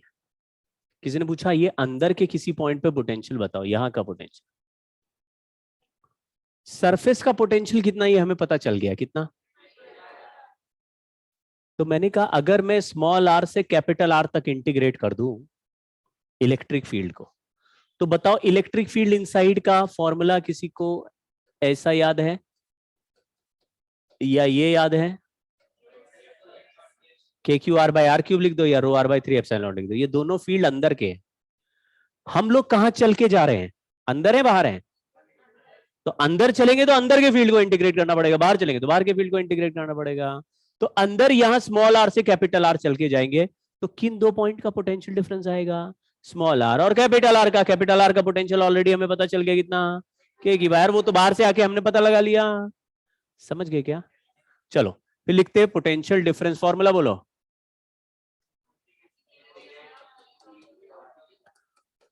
इलेक्ट्रिक फील्ड के लिए लिखा K Q R by D R, लिखा इंटीग्रेशन स्मॉल आर से कैपिटल आर, तो किन दोनों का डिफरेंस आएगा? तो आर को लिखा K Q by are minus, कुछ समझे क्या? यहां का पोटेंशियल वी है, वहां का पोटेंशियल आर है, स्मॉल आर से कैपिटल आर, तो इन्हीं दोनों पॉइंट का डिफरेंस। अब K Q by capital R minus V equal to, ये आर डी आर है, इसका इंटीग्रेशन क्या होगा, आर स्क्वायर बाय 2 में कैपिटल आर रखेंगे तो capital R square by 2, small R रखेंगे तो small R square by 2।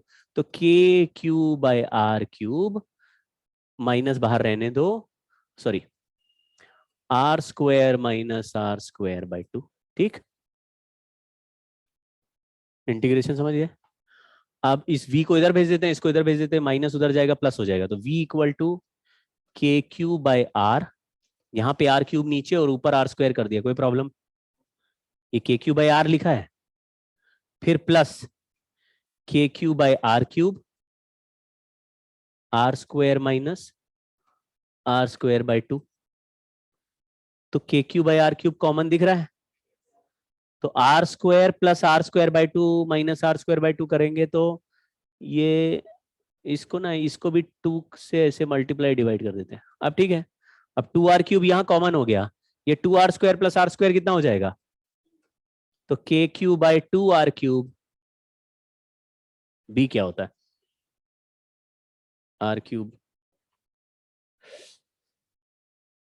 3r square minus R square. ये हमारा फाइनल आंसर है, इसको याद कर लेते हैं। लेकिन हमको डेंसिटी के टर्म्स में भी लिखने का मन होता है, तो rho by 6 epsilon not bracket 3r square minus R square.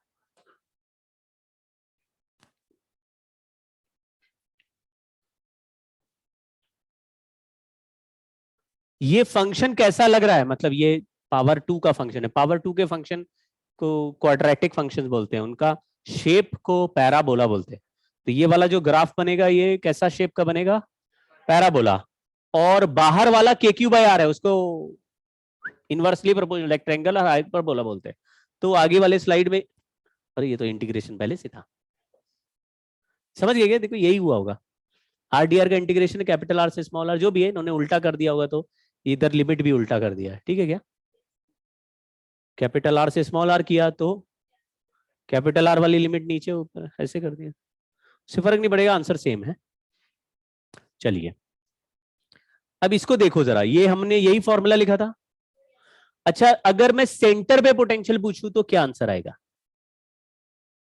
तो स्मॉल आर को 0 रखना पड़ेगा हमें,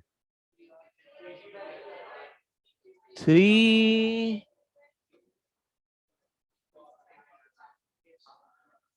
पहले सरफेस का पोटेंशियल आ रहा था के क्यू बाय आर, और अंदर के हर पॉइंट का भी आ रहा था के क्यू बाय आर जब कंडक्टर था। लेकिन अभी सरफेस का के क्यू बाय आर है और सेंटर का 3 के क्यू बाय 2। सेंटर बहुत इंपॉर्टेंट पॉइंट होता है सारे के कहानियों में। तो सेंटर का 3/2 आ रहा है। क्या सभी जगह पोटेंशियल सेम है? ऑब्वियसली अंदर इलेक्ट्रिक फील्ड है तो पोटेंशियल बदल जाएगा, इसलिए बदल गया है। यहाँ पे 3/2, ये 1/2 है, यहाँ 3/2 है, समझ गए क्या? इसका 3 टाइम्स है यहाँ पे पोटेंशियल, देखो आप 3। बोला सरफेस का पोटेंशियल 100 वोल्ट, सेंटर पे कितना होगा? तो देखो नहीं, मतलब 1.5 टाइम्स है, 150 हो जाएगा। के क्यू बाय आर 3/2, तो इसलिए 3/2 के क्यू बाय आर मतलब कौन सा वाला पॉइंट है? ये सेंटर वाला पॉइंट है और ये सरफेस वाला पॉइंट है। हाँ, ये पैराबोला शेप का ग्राफ है, ये अंदर वाला है r² - r²/2 वाला, और ये बाहर वाला, ये हाइपरबोलिक है। ये जो पॉइंट है यहां पे चुभ नहीं रहा है, कांटा लगा नहीं है, ये सिंपल है। क्या लिख दें? डिफरेंशिएबल, डिफरेंशिएबल है ना। डिफरेंशिएबल लिख दिया तो कंटिन्यूअस अपने आप अंडरस्टूड है। डिफरेंशिएबल कंटिन्यूअस होते हैं, लेकिन कंटिन्यूअस डिफरेंशिएबल हो ऐसा जरूरी, ऐसा बना तो कंटिन्यूअस है लेकिन स्लोप अलग अलग है, डेरिवेटिव अलाउड नहीं, ऐसा बोलते हैं। तो मैं दोबारा लिख रहा हूं बच्चों, पोटेंशियल का value K Q by small R rho R cube by 3 epsilon not R, ये small are greater than capital R, ठीक, 3, यही था, यही था। और small R less than capital R, K Q by 2r cube bracket, और यही formula rho by 6 epsilon not.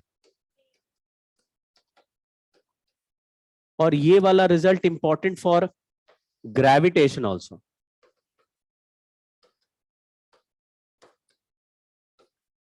क्योंकि ज्यादातर प्लैनेट सॉलिड होते हैं, हॉलो होते हैं? सॉलिड होते हैं प्लैनेट्स। प्लैनेट सॉलिड स्फीयर की तरह होते हैं, तो प्लैनेट के अंदर का रिजल्ट बिल्कुल ऐसे ही होता होगा जैसे सॉलिड कंडक्टर का होता है, समझ गए ना? बेसन के लड्डू टाइप ही तो होते हैं प्लैनेट भी, पूरे सॉलिड होते हैं, अंदर पूरा जगह मास होता है।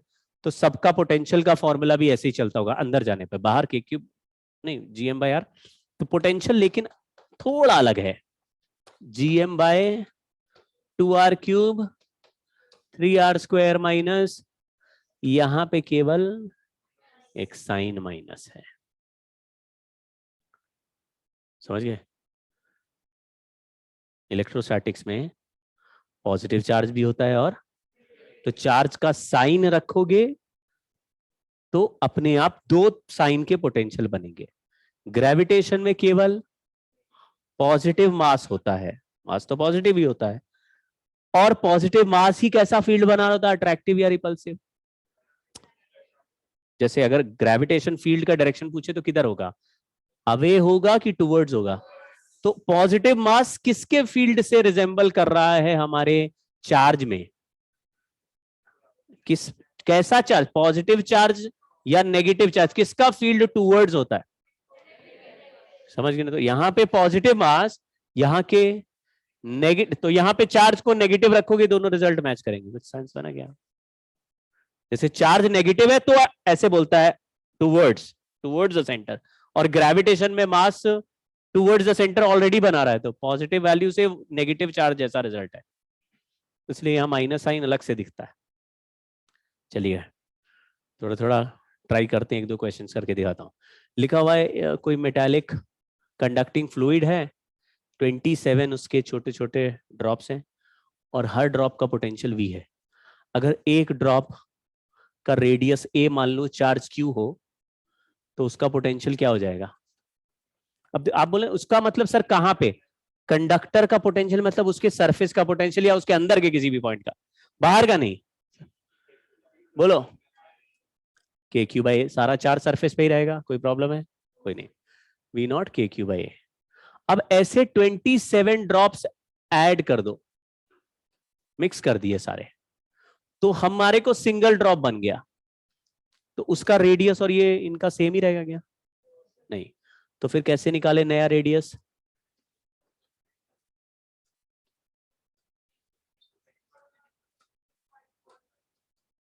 ये आर क्या है? नए बड़े ड्रॉप का रेडियस आर है। अच्छा बताओ, ऐसे 27 ड्रॉप मिला देंगे तो चार्ज इस पे कितना दिखेगा? 27 क्यू। समझ में आया क्या? तो आर का वैल्यू कितना आया, चलो बताओ। 27 का क्यूब रूट करना है। 27 स्पेशल नंबर है भाई, 3 को 3 बार मल्टीप्लाई करोगे तो 27 आता है। 3 हो गया।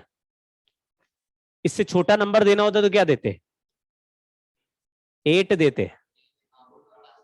2 का क्यूब हो जाता, उसका स्क्वायर मतलब क्यूब रूट करेंगे तो 2 बन जाएगा। इससे बड़ा नंबर देते तो क्या देते? हाँ, तो ऐसे ही वो पहचाने पहचाने नंबर होते हैं, वॉल्यूम अगर कंजर्व करना ऐसे ही नंबर चलेंगे। चलो तो बोलो इसका आंसर, रेडियस आर भी आ गया, इसमें चार्ज भी आ गया, इसका पोटेंशियल क्या लिखेंगे? K27Q/R। आर की जगह क्या लिखें?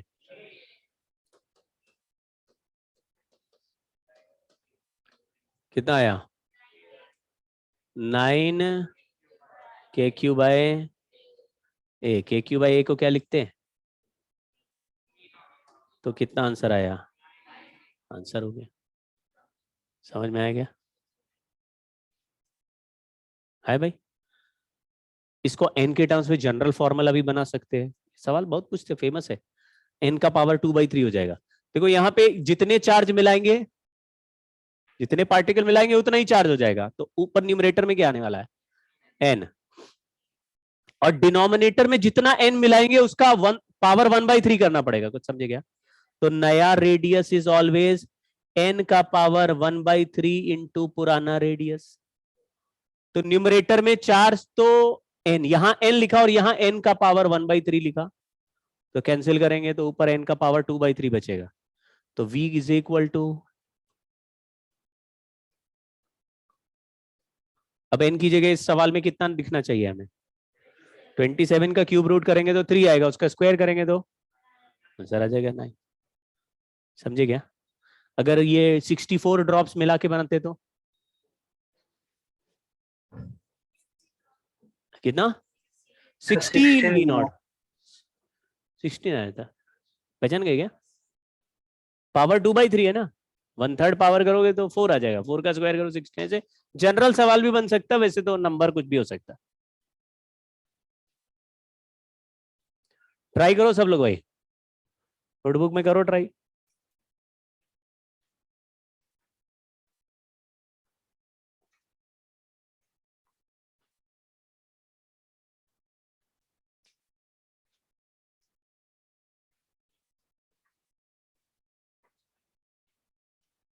अभी आप पीछे, मतलब आपने पहले तो लिखा नहीं होगा, लेकिन इसमें पूछा है कि पोटेंशियल सेंटर के पोटेंशियल का हाफ हो जाए। तो पहले यही बताओ कि सॉलिड स्फीयर में सेंटर का पोटेंशियल, अभी अभी हमने लिखा गया था, थोड़ी देर पहले लिखा था। सेंटर पे कुछ लिखा था 3/2। 3/2 याद आया क्या? देखो 3/2 लिखा होगा वो, सेंटर पे पोटेंशियल लिखा हुआ ऑलरेडी। कितना? 3/, तो उसका आधा कितना हो गया? 3/, तो ऐसा पॉइंट पता लगाना है जहां पे पोटेंशियल 3/4 KQ/R हो। समझ गए? और सरफेस से बाहर का पॉइंट है, बोल रहा है सरफेस के बाहर का ऐसा पॉइंट है। सरफेस के बाहर पोटेंशियल का फॉर्मूला होता क्या है? तो KQ/R का वैल्यू कितना बोल रहा है? तो इससे R का वैल्यू निकालो, फिर सरफेस से डिस्टेंस बताओ।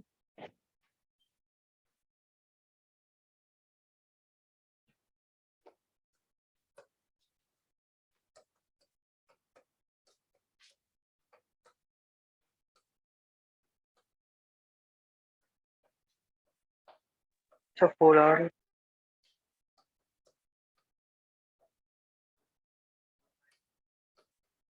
अरे लल्ला,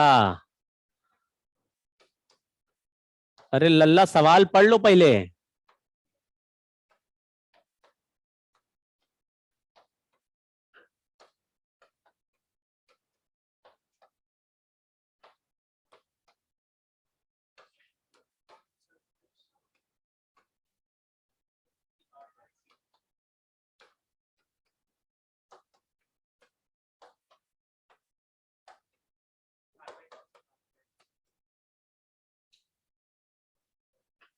बहुत ही मुश्किल सवाल हो गया लग रहा है। 4r/3 में से r माइनस करके क्या आंसर आएगा, यही सस्पेंस हो गया है। पढ़ा आपने, क्या लिखा है? सेकेंड लाइन में लिखा है at what distance from its surface. अगर बोलता वो at what distance from its centre, यही आंसर सही हो जाता 4r/3। अभी सरफेस से पूछा है, तो ये तो अलग चैलेंज। फॉर्मूला समझ गए क्या? 3/4 कैसे लिखा वो समझे?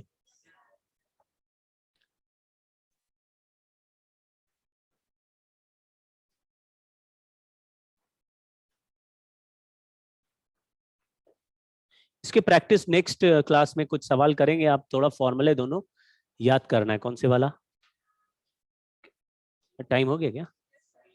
नहीं अभी नहीं हुआ, ये होमवर्क है, इसको आप करना।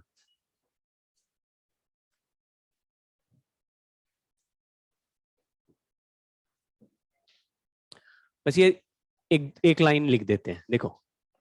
If a charge Q is kept at external potential V, its potential energy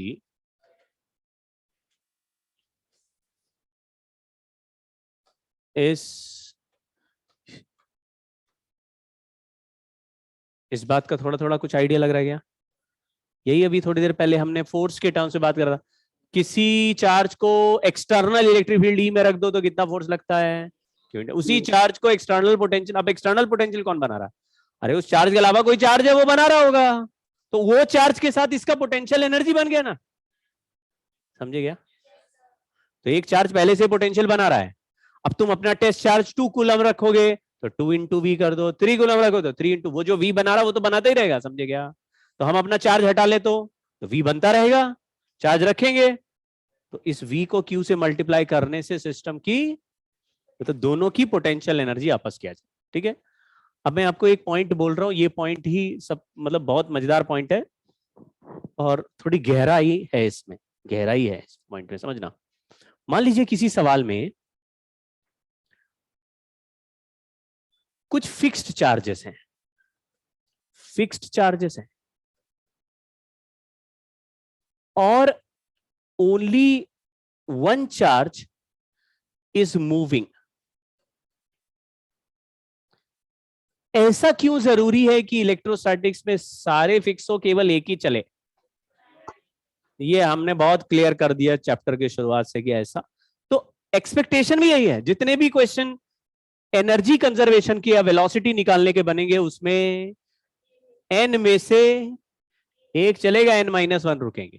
ठीक, तो कुछ फिक्स्ड चार्जेस हैं और एक चार्ज मूविंग है, वो पॉइंट नंबर 1 पे। थोड़ी देर चलने के बाद वो पॉइंट नंबर 2 पे चला गया, उसका वेलोसिटी v2 हो गया। हमने नहीं छुआ इसको, ये अपने आप ऐसे छोड़ा और निकल गया, वहां पे पहुंच गया। मैंने पूछा यार यहां पर वेलोसिटी v1 थी, वहां पे वेलोसिटी v2 बताओ। तो आपने कहा ऐसे क्वेश्चन जिसमें एक जगह वेलोसिटी v1 होती है, दूसरी जगह v2 होती है, ऐसे सवालों को हम एनर्जी कंजर्वेशन से करते हैं। एक जगह लिखते हैं k1 + u1, तो k1 और k2 तो दिख रहा है, हाफ mv1² और हाफ, एक ही तो चल रहा है, हमें कौन सी 4 पार्टिकल की एनर्जी ऐड करनी है? एक ही चल रहा है, उसी की लिखेंगे। लेकिन पोटेंशियल एनर्जी कैसे लिखेंगे? तो पुराने जमाने में मैंने आपको सिखाया कि जब n चार्जेस होते हैं तो आप टोटल पोटेंशियल एनर्जी लिखने के लिए पेयर वाइज सबकी एनर्जी ऐड कर दो। पेयर जितने पेयर बने सबकी एनर्जी ऐड कर दो। तरीका समझ में आया क्या? और ये चार्जेस थे, सारे पेयर ऐड हो गए, फिर दूसरा चार्ज यहां आ गया, फिर नया सिस्टम बन गया, फिर सारे पेयर वाइज ऐड कर दो। समझ गए क्या? तो इससे एक इनिशियल पोटेंशियल एनर्जी आ गई, एक फाइनल आ गई। ये तरीका अब नहीं लगाएंगे। क्यों? थोड़ा दिमाग लगाना। जो चार्जेस फिक्स हैं उनके जितने भी पेयर बनेंगे उस एनर्जी में तो कोई चेंज आएगा ही नहीं। हम वो पेयर लेके करेंगे, पहले भी लिखे हैं, फिर बाद में भी लिखे, फिर उसको काट दें। तो जो चेंज ही नहीं हो रहा उसके पेयर को लिखने का कोई फायदा, कंजर्वेशन। अगर कोई बोलता है what is total potential energy of this configuration, तब फिर सारे पेयर लिखना पड़ेगा। पूछ ही लिया पोटेंशियल एनर्जी तो, लेकिन सवाल में पोटेंशियल एनर्जी थोड़ी ना कोई पूछ रहा है, पूछ रहे हैं वेलोसिटी। पोटेंशियल एनर्जी तो इसलिए लिखेंगे जिससे कंजर्वेशन ऑफ एनर्जी बन पाए। तो पोटेंशियल एनर्जी लिखने के लिए अब तरीका क्या लगाना है, ये मेथड लगाना है। क्या कि जब कोई एक चार्ज चलता है, charge moves in field of an fixed charges, जो फिक्स्ड चार्जेस हैं समझ लो वही फील्ड और पोटेंशियल बना रहे हैं, और एक चार्ज उन्हीं के धक्के से चल रहा है, समझ गए क्या? बाकी सारे चार्ज धक्का दे रहे हैं, वो चले जा रहा है। तो जब हम पोटेंशियल एनर्जी लिखेंगे तो चार्ज क्यू लिखेंगे, चार्ज क्यू और पोटेंशियल। तो क्यू तो है कौन सा वाला चार्ज, और पोटेंशियल कौन बनाएगा, कौन से वाले, फिक्स्ड चार्ज। ऐसा लिखने से इन चार्ज का क्यू के साथ तो पेयर वाला एनर्जी बनेगा, लेकिन वी वालों का आपस के सारे पेयर हमको देखने की जरूरत, इनका क्या है, इनका वो सब चिंता की बात नहीं। इसका जैसे ये यहां पे Q1 चार्ज है, यहां पे उसने बनाया कुछ VA पोटेंशियल, ये दूसरा चार्ज है इसने बनाया VB पोटेंशियल, इसने बनाया VC VD, ऐसे सबने बनाया, तो यहां पे टोटल पोटेंशियल हो गया V1। ये V1 किसने बनाया, सारे फिक्स चार्ज ने, समझ गए ना? किसी ने बोला मेरा 10 वोल्ट, इसने बोला मेरा 5 वोल्ट, इसने बोला मेरा 2 वोल्ट, उसने बोला मेरा 3 वोल्ट, सारा ऐड कर दिया, टोटल आ गया 20 वोल्ट। फिर दूसरी जगह पहुंचे, ये बोल रहा मेरा 2 वोल्ट, वो बोल रहा मेरा 6 वोल्ट, वो समझ गए क्या? तो जो फिक्स चार्जेस है वो क्या कर रहे हैं, हर पॉइंट पे अपना अपना पोटेंशियल रख देंगे, सारे फिक्स चार्ज का पोटेंशियल ऐड कर दो, टोटल आ गया, यहाँ पे हो गया V2। जब ये चार्ज Q V1 पोटेंशियल पे रखा होगा तो इस चार्ज की पोटेंशियल एनर्जी क्या हो गई, Q V1। आपको बाकी इनकी आपस की क्या है इसकी चिंता करने की जरूरत, तो आपको नंबर ऑफ पेयर्स बहुत घट जाते हैं। जो फिक्स चार्ज है वो पोटेंशियल बनाए, Q से मल्टीप्लाई करो इनिशियल पोटेंशियल, वैसे ही जो, समझ गए ना? और फिक्स चार्जेस फिक्स रहेंगे तो एक बार जो डिस्टेंस है वो वही रहेगा उनका, तो हमारे कैलकुलेशन में भी कोई ज्यादा प्रॉब्लम नहीं आएगी, है ना? 1 मिनट और ले रहा हूं। मान लीजिए एक रिंग है और एक स्फीयर है, ठीक? एक रिंग है और एक स्फीयर है, दोनों फिक्स्ड हैं, और उसके सेंटर से एक चार्ज छोड़ा, यहां से चलते चलते स्फीयर के सरफेस पे टकरा रहा है। हमने पूछा वेलोसिटी बताओ, तो इस जगह पर पोटेंशियल कौन बनाएगा, रिंग और स्फीयर। तो जिस पॉइंट इनिशियल चला वहां पे कौन बनाएगा, रिंग एंड स्फीयर। दोनों के फॉर्मूले हमें पता है, तो दोनों का पोटेंशियल ऐड कर दिया, और जो चार्ज मूविंग है उसको उससे मल्टीप्लाई करेंगे तो इनिशियल पोटेंशियल है।